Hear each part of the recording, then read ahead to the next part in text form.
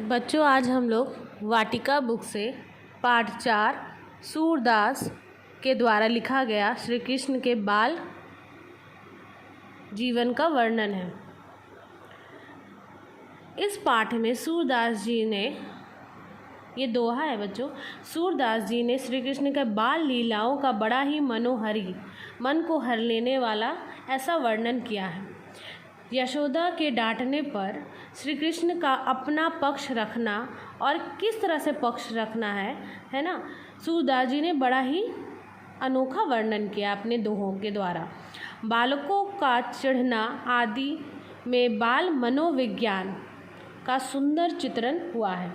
तो सबसे पहले पद में हम लोग देखते हैं कि मैया मोरी मैं नहीं माखन खायो, भोर भये गैयन के पाछे मधुबन मोहे पठायो, चार पहर बंसी भट भटकायो, सांझ परे घर आयो, मैं बालक बहियन को छोटो, चीको किहे विधि पायो, ग्वाल बाल सब बैर परे है, बरबस मुख लपटायो, तू जननी मन की अति भोरी, इनके कहे पतियायो, जिए तेरे कछु भेद उपजायो है, जानी परायो जायो, या ले अपनी लगती कमरिया, बहुत ही नाच नचायो, सूरदास तब बिह हसी जसोदा, ले उर कंठ लगायो। तो पहला पद सूरदास जी ने इसलिए लिखा है कि जब श्री कृष्ण अपने ग्वाल दोस्तों के साथ, सखों के साथ, है ना, गोपियों के घर में चोरी छिपे माखन खाते थे, खुद भी खाते थे, अपने सखा ग्वाल सखा को भी खिलाते थे, और क्या करते थे, मटकी भी फोड़ देते थे। तो ये सारी शिकायत, है ना, गोपियों को जब पता चलता है कि श्री कृष्ण तो खुद खाते हैं और अपने सखाओं को भी खिलाते हैं और माखन बर्बाद करते हैं, तो ये सारी शिकायत लेकर वो उनकी माता के पास आती है। ठीक है, तो माता को सारी गोपियाँ शिकायत करती हैं कि आपका लल्ला, है ना, खुद भी माखन खाता है, दोस्तों को भी खिलाता है, और ये कहकर चली जाती है। जब श्री कृष्ण, है ना, जब अपने गैयों को चराकर वापस लौटता है, तब उसकी माँ, है ना, उसे डांटती है। तब श्री कृष्ण अपनी माँ को जवाब देता है, मतलब अपना पक्ष रखता है। तो उन पक्ष का पहला लाइन है कि मैया मोरी मैं नहीं माखन खायो, माँ मैंने नहीं माखन खाया, भोर भयो, मतलब सुबह उठते ही, ब्रह्म मुहूर्त में उठते ही, गैयन के पाछे, मैंने अपने गैयों के पीछे चराने के लिए मधुबन वन की ओर चला जाता है।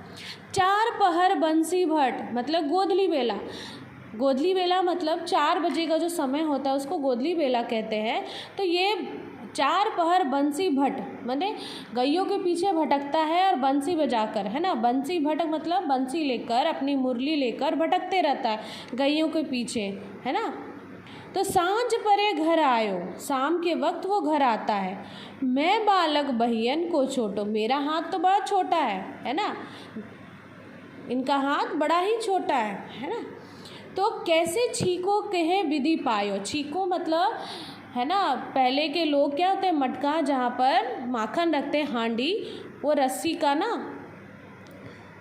बांधा रहता है जिसपे मटका रखा रहता है, उसको छीको कहते हैं, जहाँ मटका टांग के रखा जाता है।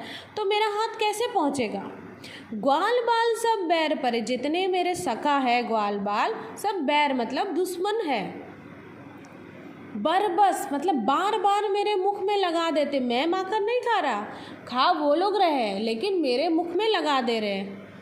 तूत जननी मन की अति भोरी, माँ तू बहुत भोली है, इनके कहे पतियायो, इनके बातों में तू आसानी से आ जा रही है ना, जिए तेरे कछु भेद उपजायो, जरूर तेरे मन में कुछ भेद छुपा है, जने परायो जायो, क्या तू मुझे पराया समझती है? क्या मैं तुम्हारा लल्ला नहीं?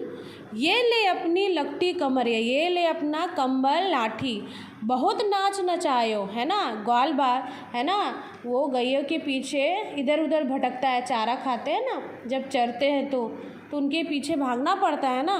ले, एक तो मैं गैया को चराने सुबह सुबह चला जाता हूँ, शाम को लौटता हूँ, और तू कह रही है कि मैंने माखन खाया है। सूरदास ने बड़ा अच्छा वर्णन किया है ना। तो ये सब बातें सुनकर जसोदा माँ हंसती है, भी हंसी जसोदा, है ना, उर उर मतलब हृदय, कंठ मतलब गले से लगा लेती। ये सब बातें सुनकर, श्री कृष्ण की बातें सुनकर माँ तुरंत अपने बच्चे को कंठ से लगा लेती है। पहला पद, ठीक है। अब दूसरा पद है कि दूसरा पद में श्री कृष्ण का रंग सांवला है ना, और दाऊ मतलब बलराम है ना, उनका रंग थोड़ा गोरा है। तो वो बार बार श्री कृष्ण को छेड़ते रहते हैं कि तू बड़ा सांवला है ना, तेरी माता यशोदा नहीं है, तेरे पिता नंद नहीं है, तू बता कहाँ से आया है ना, तू इतना काला क्यों है। तो बार बार उनके चिढ़ाने से है ना श्री कृष्ण को बड़ा दुख लगता है, और दाव के चढ़ाने के बाद है ना ग्वाल बाल भी उसे छेड़ने लगते हैं। तो ये चीज़ श्री कृष्ण को अच्छा नहीं लगता है। तो दूसरा पद में इस बात की शिकायत वो अपनी माँ से करता है कि दाऊ मुझे बड़ा चिढ़ाते हैं, मेरे रंग को लेकर बड़ा चिढ़ाते हैं, और कहते हैं कि तू मैंने यशोदा तेरी माता नहीं है, भला कौन है तेरे माता पिता बता। तो इस पद में हम लोग जानेंगे कैसे श्री कृष्ण अपनी माँ को दाऊ के बारे में शिकायत कर रहे हैं। मैया मोहे दाऊ बहुत खिंचायो, है ना, मैया माँ दाऊ जो है ना मैंने उनके बड़े भाई बड़े खिंचाए, बहुत चिढ़ाते। मोसे कहत मोल के लीनी तू जसुमती कब जायो, है ना, मोसे बार बार कहते हैं कि तू कब आया, है ना, जसुमती ने तुझे कब जन्म दिया।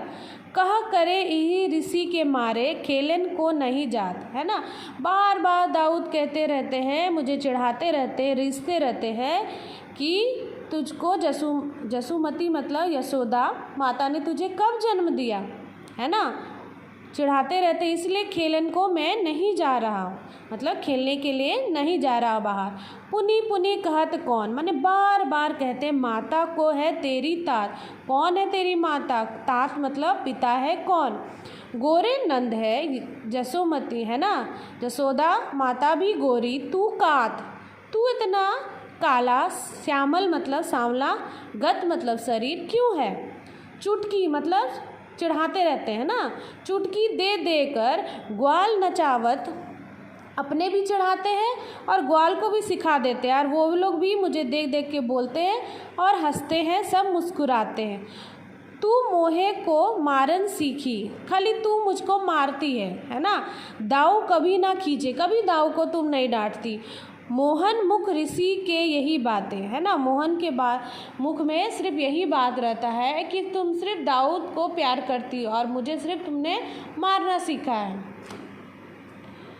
जसुमती सुने सुने रिचि, जसुमती ये सब बातें सुनकर हंस रही है। सुने काना बलभद्र चबायो, जनमत के ही धूत, सुन लल्ला, है ना, दाऊद जन्मजात ही चुगलखोर है, जन्मजात ही चुगलखोर है, वो उसको कुछ नहीं पता, है ना। तू श्याम मोहे गोवर्धन की कसम, हे लल्ला श्याम तुझे मैंने, है ना, गोवर्धन पर्वत की कसम, तू मेरा बेटा है, मैं तेरी माता हूँ, तू मेरा पुत्र है ना। दाऊद तुझसे जलता है इसीलिए तुझे चिढ़ाता है, वो जन्मजात ही चुगलखोर है ना।